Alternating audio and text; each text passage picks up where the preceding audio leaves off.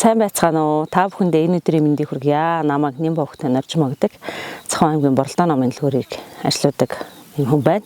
Цахим аймгийн соёл урлагийн газар, Цахим аймгийн Төдөвтэй сумын соёлын төв, Досон Цэнгэл сумын соёлын төвийн хамтарсан 2 өдрийн аялал оролцож байна. Цахим аймгийн Төдөвтэй сумын ойгон нуурын тойрсон 108 нуур байдгийм байна.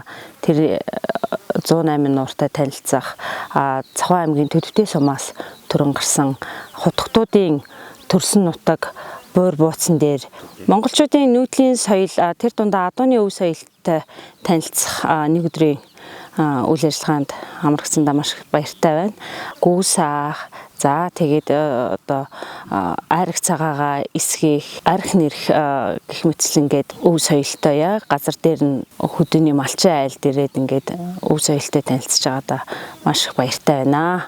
Төдөвтэй сумын соёлын төвөөс зохион байгуулж байгаа энэ аяллаа 2 өдрийн аяллаа орон нутгтуулах анхдагч шинийг санаачилсан бас одоо Цахим аймгийн одоо өөх төөх Төдөвтэй сумын ялангуяа Төдөвтэй сумын өөх төөхтэй танилцсан маш их үр өгөөжтэй сайхан аялал зохион байгуулсанд маш их талархалж хүлээж авч байна. За тэгээд энэ аяллыг зохион байгуулсан бүх хүмүүст ажлын амжилт, сайн сайхан бүхнийг хүсье өрөөё.